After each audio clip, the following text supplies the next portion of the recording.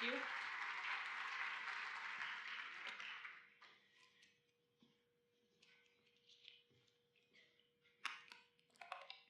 Good morning.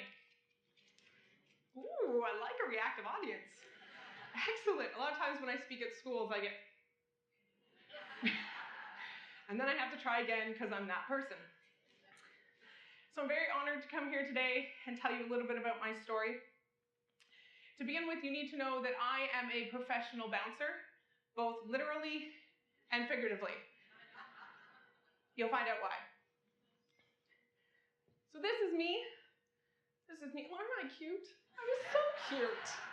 I love these pictures. I look so innocent. My mom says they were one moment in time.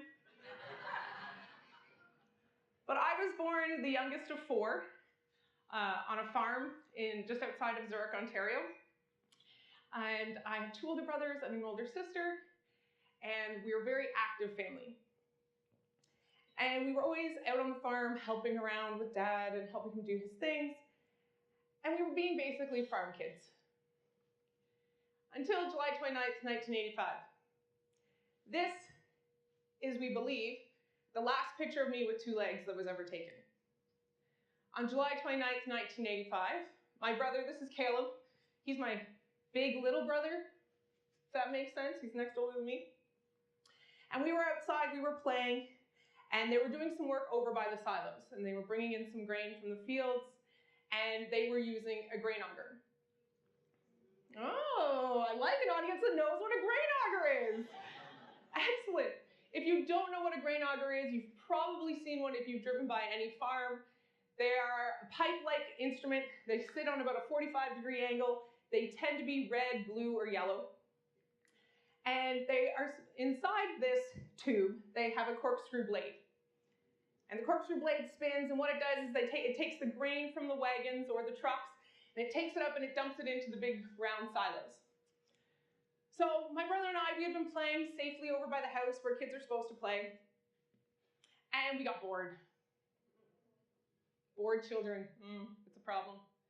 So we decided to go look and see what was happening over by the silos. So we go over there, and I don't really know why, but that day there was no safety grate at the bottom of the grain auger. And there was also no wagon. And I think they were cleaning it out because they had just brought in some grain from the field. And my 5-year-old brother, who you can see from this picture, he's a little bit bigger than me, and he thinks, I'm gonna put my foot up on the side of this grain auger, because I'm brave. And I'm a month shy of my 3rd birthday, and I think, well, if he can do it, so can I. Unfortunately, as you can see, my legs are a little bit shorter than his. So I stretch my little leg out and try to put it up on the side, and my foot slips and gets caught in the machine. The machine spins me, I fall back onto the blades. Fortunately, I have a little angel who blows in my hair or something, and then the machine throws me forward into the dirt. My brother screams, and 2 real-life angels came to my rescue that day. One is my oldest brother. He was 10 years old at the time. And he heard the screams, and he shut off the machine. And he jumped on a tractor, and he went to find my dad in the field. The second angel that day was a 14-year-old farmhand named Peter. Very shy, soft-spoken kid. And he had the wherewithal to run into the barn to call 911, because we're talking in the 80s when cell phones aren't a thing. He listens to the instructions given to him by the operator, hangs up the phone, runs back out, and tourniquets my leg, saving my life. I fully, wholeheartedly believe I'm only here today because of those 2 young gentlemen. So the ambulance comes, and they pick me up, and they take me to the hospital. They bring me to London. I go to University Hospital. They stabilize me. They send me over to Children's Hospital. And my mom shows up. So at this point in my life, my parents have divorced. And that evening, my mother was on a date. First date with a gentleman. And again, this is back before cell phones. So fortunately, someone knew where she was and called the restaurant. So my mother has to somehow, try and, she wants to still make a good impression. So she's trying to be calm. And she's like, sir, do you think you would mind boy driving me to the hospital. I don't know if she ever saw him again. So my mother gets there and she gets told 72 hours. In 72 hours, we will know whether your daughter will live or die. I cannot imagine those 72 hours. 72 hours go by and they say to my mother, okay, we think she's gonna make it. You may go in and see her. She's gonna wake up. So my mother comes in and she does what everybody does. She sits on the bed where she can be close to me, but she sits on the bed where my leg should have been. And I start screaming because at this point I have what they call phantom pain. So I still feel what's not there. So I'm screaming at my mother that she is sitting on my leg. And my mother has to look her not even 3-year-old in the face and say, honey, you don't have a leg anymore. People always tell me, I don't know how you do it. You know, I don't know how you survive doing all this stuff that you do and you have one leg and how you do all that. I got the easy end of this. I can't imagine being my parents. I can't imagine the guilt. I can't imagine the decisions that they had to make. I honestly think that I actually got the better end of this stick. So I'm in the hospital. I end up spending 3 months there. I have 5 surgeries. I landed in the dirt, so gangrene set in, so they had to deal with that. And they send me home. And when they send me home, they send me to physiotherapy because they got to get me nice and strong so I can wear a prosthetic limb. So I start going to physio at 3 years old. I get my first prosthetics within 6 months of my accident. And I continue on from there. And I went to physio every week on Wednesdays. I hated Wednesdays. You see, physiotherapists are very valuable people, do not get me wrong. Their job is so important. But when you are a kid, you want to be doing the things that kids are doing, not going Wednesday afternoon to hang out with this middle-aged woman who makes you bend and stretch and bend and stretch and bend and stretch. So I would do everything in my power to not have to go to physio. I would hide my mom's keys. I would pretend I was sick. I would break my leg so I wouldn't have to go. So finally, and throughout all this, I have been a swimmer. I love the water. Swimming is freedom to me. I don't have anything attached to me. It's just me and the water, and I can move freely. So I was always a water baby. So after being in physiotherapy until I was 9, so for 6 years, the physiotherapist says, you know what? This isn't working out. Why don't we put both of us out of our miseries? And why don't you go take swimming lessons in the therapeutic pool at the other end of the hall at the Children's Treatment Center that I was getting my physio at. And I thought this was a fantastic idea because at 9 years old, swimming lessons are things my other 9-year-old friends are doing. So I think, great, that's awesome. So I go and I start taking swimming lessons for a while. And one day a recreation therapist comes up to me and he says, you really like this? And I said, yeah. And he says, you want to try racing? And I think, yes. My older siblings are super athletes. My oldest brother played hockey up to the junior A level. My sister played every sport in high school and in college. My other brother was into martial arts. So this was going to be my thing.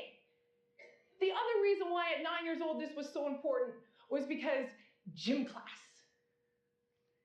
Gym class for a child with one leg who doesn't run very well is horrible. I was that kid who got picked last if the teams were getting picked. And not only would I get picked last, but when the teacher would have to say, oh, I guess Team A, you have Darda, there was like an actual groan. I was that kid. So this was somebody asking me to play. And that was so awesome for me. And so I was all excited. I'm like, Mom, we got to do this. And she says, yeah. So we signed up for my first swim meet. I get my swimsuit on. I'm all ready to go. And I march out onto the pool deck. And I freeze.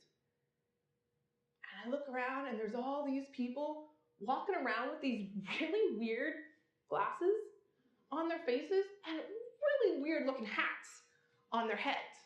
You see, at 9 years old, at my first swim meet, I had no idea what a swim cap and goggles were, let alone what exactly I was really doing there that day. Fortunately for me, there was 3 older athletes who happened to see that I was pretty confused, and they decided to take me under their wing. They gave me a swim cap and goggles, and they walked me through all the swim meet procedures. And then they started telling me about the Paralympic Games. They started telling me how it was the second largest sporting event in the entire world. They told me how they themselves were going to be going that year to represent Canada, how they'd wear the maple leaf, how they'd meet people from around the world, and they made it sound so fantastic that right then and there at my very first swim meet, when I had no idea what I was doing, I said, that's what I want to do too. Now, I would love nothing better than to be able to tell you all here today that I made that goal, and 4 years later, I was on the team, easy peasy. Yeah, that's not how goals work. There was a lot of heartache, there was a lot of effort, a lot of sacrifice that had to go in. First of all, I needed a team. So my mom and I, we went back. At this point, we were living in Sarnia and at the Children's Treatment Center there. And my mom got together with a few other parents, and they started a swim club for children with disabilities. And we trained in a therapeutic pool. I don't know if any of you guys know what a therapeutic pool is, but think of a hot tub, only a little bit bigger.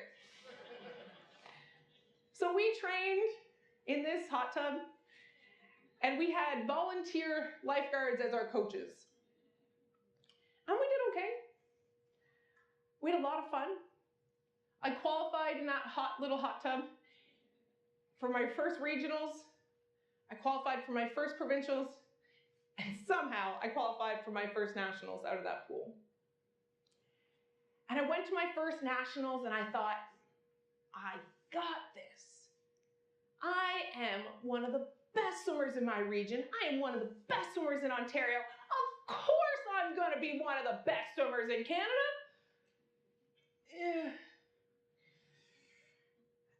I go to my first nationals, and it's all a bit of a blur now, but I coach swimming. I have the honor of coaching swimming now, and I have swimmers that'll say to me, so Darda, how did you do at your first nationals? And my honest answer is, I don't know. I can't tell you a single time that I went. I can't tell you a single place that I actually came. All I remember is that I cried after each and every one of my races when I was at nationals. You see, I was used to being the best, and I show up at nationals and I can't even make a final. I'm not even top 8. And that was a shock to my system. And I came home and I said, Mom, we gotta do more. The hot tub isn't working anymore. So we're in Sarnia, and I don't know if anybody knows much about Sarnia, but it's a hockey town, so they tend to prefer the water frozen. But they do have one local swim club. So I go and I went to 2 practices with that swim club. And in the course of 2 practices, the head coach never looked me in the eye once and never directly spoke to me. And I knew right then and there that he was not up to coaching someone of my abilities. So that wasn't going to work. So my mom, we looked around, there wasn't much more in Sarnia, so my mom made contact with the executive director of Swim Ontario at the time and said, what do we do? And Lee Bredschneider was her name, and she says, I'll send you workouts. So this woman would email my mom workouts. My mom would take me to the Y, and she'd stand at the end of the pool, and she'd try and coach me through practice with a stopwatch in one hand and the practice in the other. And moms are great. Like, do not get me wrong. But sometimes when you are training really hard, you need that coach to push you. You need that coach to say, come on, you can do this, don't give up, you got it. Not my mother in the middle of a hard set who would say, you're turning green, can you just stop? Eventually, I was introduced to a man named Dan Stratton, and he coached the Masters Swim Club in Sarnia, so adult swim club. And he said that he would be willing to coach me if I'd be willing to do the work. So that sounds easy. So I started swimming with him, and I would go to the Y in the morning, and I would do workouts by myself, and then I would go and I'd swim with the Masters in the afternoons. And the masters were awesome. Really good, like middle-aged guys. Most of them were triathletes. I had so much fun, but I got taught the dirtiest jokes. And at 15, I just didn't have the wherewithal. I would actually go home and be like, Mom, I have the funniest joke to tell you. Yeah, that was not my mother's favorite part. So through swimming with them and having a coach who knew what he was doing, things started to change. And in 2000, I did represent Canada at the Paralympic Games in Sydney, Australia. And I want to tell you about one of my favorite memories of those games. One of my favorite memories is opening ceremonies. So it's the day of opening ceremonies. We're all excited. We've never done this before. And we get on our Canada outfits, and they put us in a lineup. And it's kind of like the lineups that you think that they use for cattle when they're trying to guide them where they want to go. So we get in this lineup. It's about 1 o'clock in the afternoon. And we're hanging out there, we're all excited, and someone walks by and goes, you know this doesn't start till 8, right? 7 hours, okay. So we start playing cards and chatting, and we're trying to talk to the other people that are standing around us, if they speak English. And eventually time ticks down, and it gets to be about 7 o'clock at night, and by this point we're underneath the stadium. And we start inching closer and closer to the opening that goes onto the track. And as we get closer and closer, I start to hear like this soft rumble. And it kind of sounds like thunder in the distance, but it's not stopping. And as we get closer and closer to that opening, that rumble, it gets louder. It gets louder and it gets louder. And when we finally walk onto the track, it becomes a roar that fills my ears. In that stadium that day, there was 100,000 people cheering for us athletes. Marching around that track with 300 Canadian athletes is the proudest moment I've ever had to be Canadian. So we're walking around the track and we look up into the stands and it's just a sea of people and there's lights flashing and some really smart person goes, hey, do you see my mom?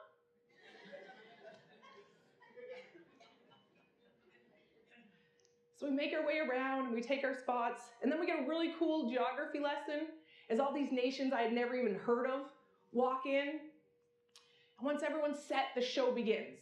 They got singers and dancers, and they had this 2-story high, humongous puppets. It was one fantastic show. And then right at the end, the magic moment happens. The moment they bring the flame into the stadium, each and every athlete sitting there that day held their breath. You see, to the world, the Olympic or the Paralympic torch represents peace and unity. Totally does.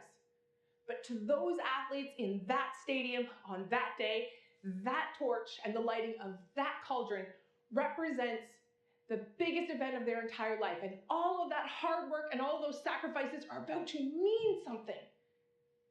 So they bring the torch in, gets passed around, they light a little pot at one end, and it shoots across and lights up the cauldron at the other end of the stadium.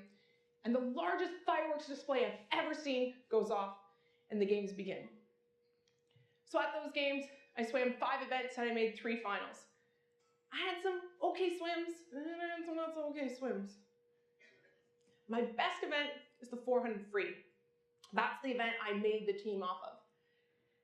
And in the morning, I have what I call the perfect swim. It's when you dive in and your brain just kind of shuts off and lets your body do what you trained it to do. And when I put my hand on the wall and I look up at the scoreboard, and I had taken 6 seconds off my vest time, and I'm just so excited. So I get out of the pool and I go to the warm down area and I'm talking to my coach and he's like, you're going into the finals tonight. I'm like, awesome. He's like, yeah, you're going in 3rd. Okay. So I go back to my room and I'm supposed to sleep, but I am just so excited it's not happening. So I get up and I pack my bag and I go back to the pool. I do my warm up, feeling great. Put on my tracksuit and I go into the ready room. Now a ready room in large competitions is basically like a classroom or something where they want all the athletes to be about 15 minutes before the race so they can take attendance, make sure everybody's there. But what I have learned over my years of experience is that races can be won or lost in this room. And every nation kind of has their own way of handling this room. For example, the Australian girls, they like to talk. They like to about nothing for 15 minutes. If American girls, if there's two of them in a room, they get in a fight.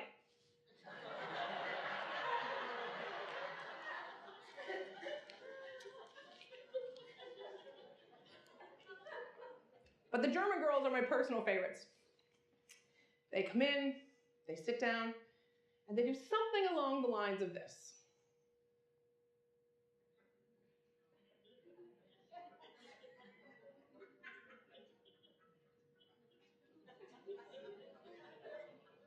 For 15 minutes, they don't say a word. Canadian girls, we come in, we politely say hello, we sit down, we wait our turn. So all this stuff is happening, but I'm so focused on this race, none of it is bothering me at all. They call our race, we march out onto the pool deck, I stand behind my block, take off my tracksuit. They say Darda from Canada, I wave. My goggles on, I get ready to go. I blow the whistle, I step up onto the block. I take one last deep breath, and the gun goes. And I dive in. And as I dive in, my goggles, they flip. They fill with water, and I spend the rest of the race swimming blindly, just praying that somehow I am still third. Put my hand on the wall at the end of the race, I look up at the scoreboard. I've added 6 seconds to my time, and I'm in 6th place. And I am devastated. And I'm hanging on the wall, and all I can think is, you can't cry here. Get to your bag, put your towel over your head, then you can cry. So I pull myself out of the pool. I walk past my competitors celebrating great swims. I get past the media section with the cameras and their questions. I get within 10 feet of my bag. I can see my bag. And a Canadian coach comes up behind me and he pats me on the shoulder and he says, that wasn't so bad. And I lose it. I am hyperventilating. I am crying so hard. I fall to the ground. And nothing anyone is saying is calming me down. And that day, I learned a very important lesson about bouncing. Sometimes we need someone else to help us get back up. We need someone else to start our bounce.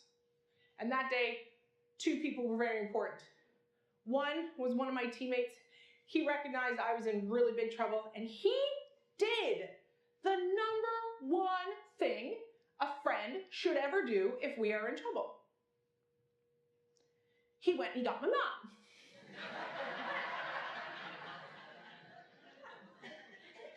So in international competition, there is a gate. And athletes are on one side and spectators are on the other. And the only way you get through that gate to the athlete side is if you have a special badge around your neck. So somehow, this teammate got my mom to come down. He's a really big guy, so he gives her a great big hug over the top of the gate. And as he hugs her, he slips his badge onto her neck.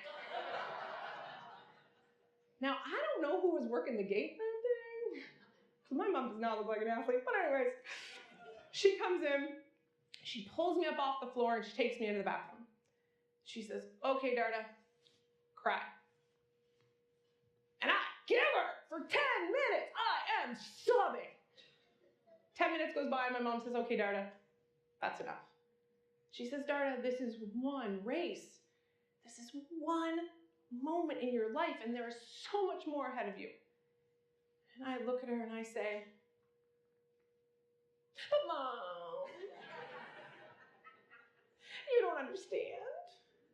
When I packed my bag to come back to the pool tonight, the only extra clothes I put in there is my podium outfit. And I'm not on the podium. I can't put that on. You see, I actually think that was my downfall that day. I was collecting my rewards before I had done the work. I didn't even let myself imagine a world in which I did not win a medal. And I think that was my downfall. do the work, get the reward. That's how it works. So my mother, she looks at me and she goes in the bathroom stall. My mother is not a fancy woman. That day she was wearing a t-shirt and a vest. And my mom came out of that bathroom stall and handed me her t-shirt and went home in just a vest.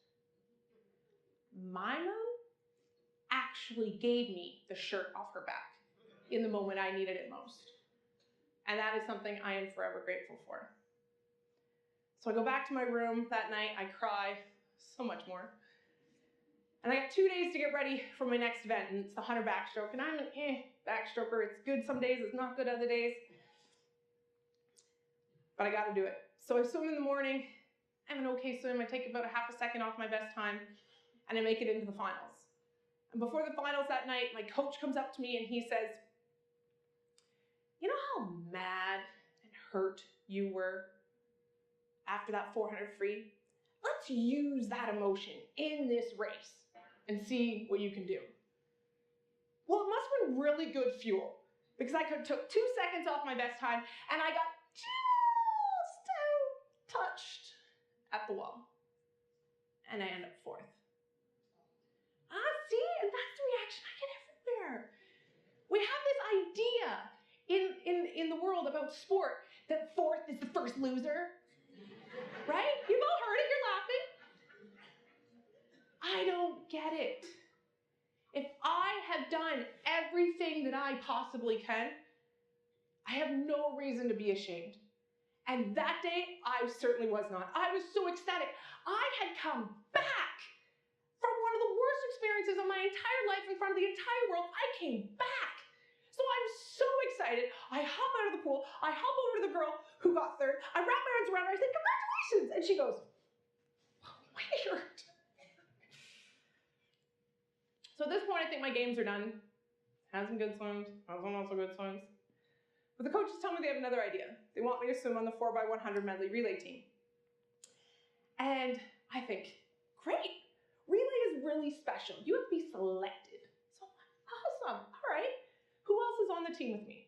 They say, well, it's medley, so every swimmer does a different stroke. So going first is Stephanie Dixon doing backstroke, world record holder, gold medalist.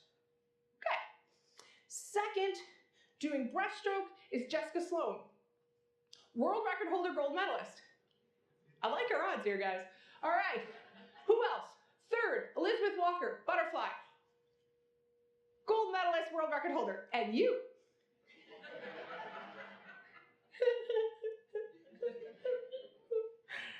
So I'm just trying to stay focused. The day comes.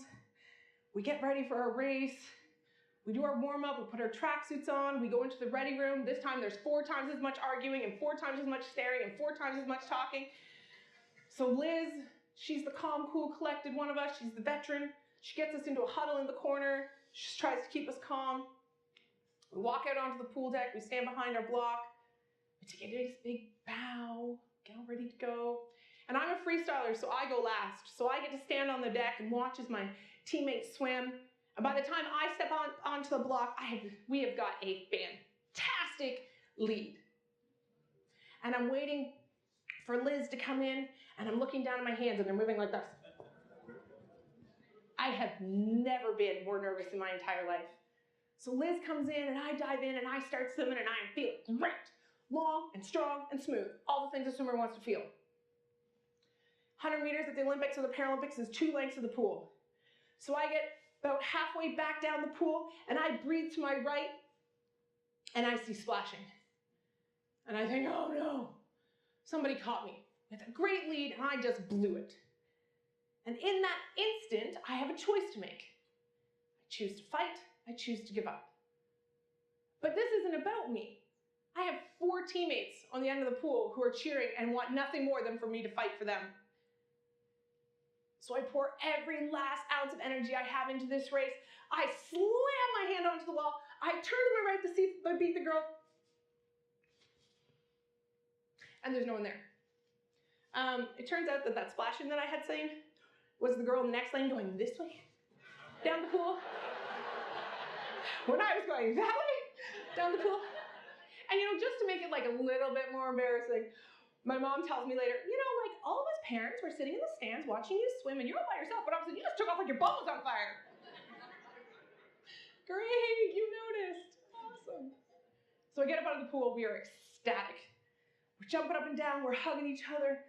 We watch as all the other teams finish and all the country names start showing up on the scoreboard. And Canada doesn't show up.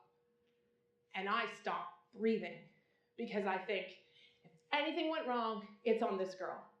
I don't have a world record. I don't have a gold medal. And I was shaking so bad on that block, maybe I went early.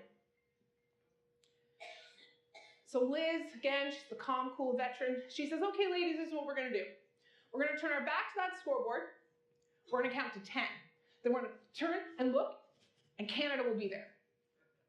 So we do that about 7 or 8 times. And finally, Canada shows up at the top of the scoreboard. You see, what happened was that day we broke the world record by 15 seconds, and we beat the next team by 20. So the computer got a little confused. So some really nice IT guy in the back finds the computer, types in Canada, I start breathing. It's fantastic. So we're all excited all over again, and they're like, okay, ladies, let's go.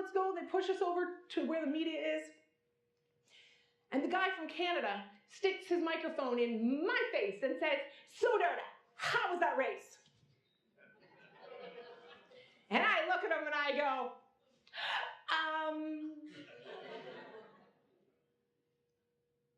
good?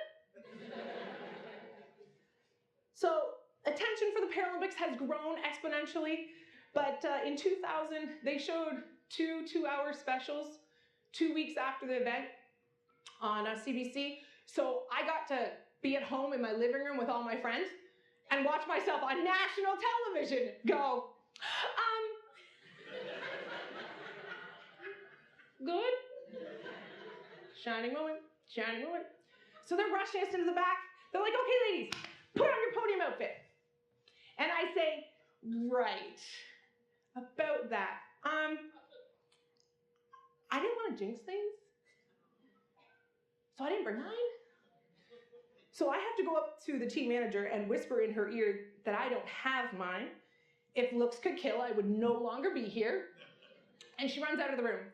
And she runs up into the stands where the Canadian athletes are sitting, and she actually starts stripping clothes off of people as quickly as she can, so that I have an outfit to wear on this podium. So I get dressed, march out onto the pool deck. We stand behind the podium. We very politely clap as they give up the bronze medal. Politely clap as they give up the silver medal, and then it's our turn. A gentleman comes over and he shakes my hand and he puts the medal around my neck. Another gentleman comes over, shakes my hand, and he gives me some flowers. And I get to stand there and I get to watch as at the far end of the pool, the flag's raised, and right at the top is the maple leaf. And they play O Canada. It is the sweetest song I have ever heard.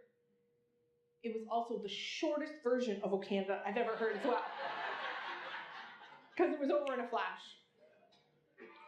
So I went to those games, and I came back, and it was the biggest event I'd ever been in, and probably the biggest thing I'd ever do again. And what do I do now? Well, you're Darda the swimmer, so you swim. So I swam for 4 more years. And I went to Athens, and I was there, but I wasn't mentally there. You see, all that excitement that I had had for going to Sydney was because I loved to swim and nothing else. But once you've gone to something like this, then there's expectations, and then people want you to do things, and there's pressure, and it killed it for me. So yes, I went to Athens. Yes, I got to stand on the podium once again. We won a silver medal this time on the relay. Yes, I'm very proud of that. But it was not my shining moment. Because I was there for all the wrong reasons. I was there because I had to, not because I needed to. And I needed to bounce. So I quit swimming. I had finished my undergrad here. I went and I did a postgraduate certificate at Aurelia at Georgian College in therapeutic recreation. And while I was there, the local swim club found out that I was there. And I don't know if you guys know much about Aurelia, but it's really small. So they don't have a lot of swim coaches. So the head coach came to me and she's like, I know you've never coached before, but can you help me out? And I said, well, I know how to swim, so okay. So I went and I started coaching, and it was the best decision I ever made. I was working with 9 to 11-year-olds. And if you've ever been on a pool deck with 9 and 11-year-olds, before practice, you basically have to hold them back because they're just so excited to get in the pool. And they just love to swim. And I had lost that. But coaching them and getting that energy from them, I was like, yeah, this is what it's supposed to be about because you love it. And I loved it again. So after I was done that year of school, I went back and I started training, and I went to World Championships in 2006, and I placed 3rd in the 100 freestyle, and I placed 3rd in the 400 freestyle. It was the best individual international placing I had ever done. And it was because I was doing what I loved and not because I had to. So I trained really hard, and I went to Athens, Beijing, China. This is my moment. I'm going in ranked 3rd in the world in my 400 freestyle. So ready. I'm the fittest I've ever been. I'm the strongest, both physically and mentally. This is my moment. And I get ready for my 400 free heats in the morning. I'm in the ready room again. I'm experienced now. I know exactly what to expect. This is fine. I get behind the block. I take off my outfit. They blow the whistle. I step up onto the block. I take one last deep breath, and I think, let's go. And I dive in, and I have the swim of my life.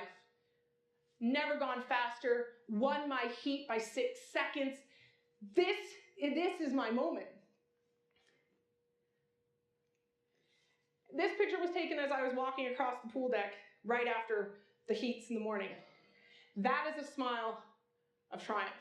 This is happening. And then I go into the warm down area, and in Beijing they had a screen above the warm down pool where you could see the results. So I start warming down, and there's another heat or two of my event, and they start listing off on the screen all of the results. And I'm looking at this screen, and I'm looking for my name, and all these names are coming up. And then I found mine right at the bottom with the worst 2 letters an athlete ever wants to see. A DQ. And it doesn't mean Dairy Queen. So it turns out that when I was on that block and I said, let's go, my let's go was like a fraction of a second before the starter's let's go, and I false started. I'm a veteran. I am supposed to know better. This is a 400 free. The start doesn't really mean much. But mentally, I lapsed. I blinked, and it all ended. Again, at the biggest sporting event, second biggest sporting event in the world, in front of the entire world, I blinked. And I think I'm more distraught this time than I was the first time around. And that night I'm in my room, and it's about 10 o'clock, and I am just sobbing. And I'm sharing a room with a girl, and I think she won like 4 gold medals at those games, and so she was off giving interviews. And I'm just by myself, and I'm just sobbing. And something says to me, get out of your room. Get out of your room, get out of your room, get out of your room. So I get up, and I start meandering through the halls of the apartment in the village, and I walked by the massage therapist. Her name was Vicky, with the team. And she says, come in here. And I kind of saunter in, and she says, you look like you could use a drink. And I kind of shake my head, and she says, well, the village is dry. The best I can do is ice cream. I said, all right, that's second best. So she takes me into the cafeteria. She sits me down, gets me a bowl of ice cream. I'm crying into my ice cream. And she says to me the most important thing that I think anyone has ever said to me. She says, Darda, it's not that you failed that people are going to remember. What people are going to remember is how you come back. essentially how you bounce. I didn't have a lot of time to think over these words because the next day was my 100 backstroke. And again, this event had been on and off for me. I hadn't made a final in, I think, 2 years in the 100 backstroke. And in the morning I swim and I do a decent time and I make the final. And that is me in the final. This is my triumph swim. I can't tell you I won a medal. I'd love to, but I can't. Didn't even come close. I was 7th, won best time. But I came back. I showed up. I tried. And all we can do in this life is try. And sometimes it's going to go our way, and sometimes it's just not. And that's okay. You bounced, and that is what people are going to remember. So, while that report says I retired in 2009, I actually injured out of the pool. I developed compartment syndrome in my left forearm. It's basically when your muscles swell more than the fascia or the covering around them can give space for. Can't swim like that, hurts a lot. Can't feel your fingers, it's kind of a problem. My career ended. So I started playing wheelchair basketball. It was supposed to be my recreation sport, you know, stay fit, hang out with friends. But it turns out that my speed from the pool translated really well onto the court. And I got a call from the national team that said, we need some speed, we need some size, we need some muscle. Can you do it? And I said, I can try. So I tried it the first year, didn't make the team. Tried it the second year, made the team, and had the honor of representing Canada at the World Championships in Toronto in 2014. And we won. And I got to share that moment with these ladies. My most triumphant moments in sport have been when I have others to rely on. I think that's also true to my day-to-day life. I don't do much on my own. I have others that help me bounce. We all do, and we need to recognize them.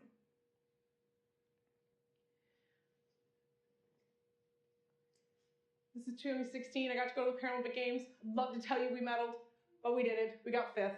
It happens. We're sad. But throughout my journey, I've learned life lessons. I've learned that I am stronger than I ever thought I could be, both physically and mentally. I'm more capable than I ever thought I could be. And I've learned that sometimes a helping hand from others is actually a really good thing. So no matter where you go and what you do, try. You may fail, but try. Because if you do fail, it's the bounce that people will remember. Thank you.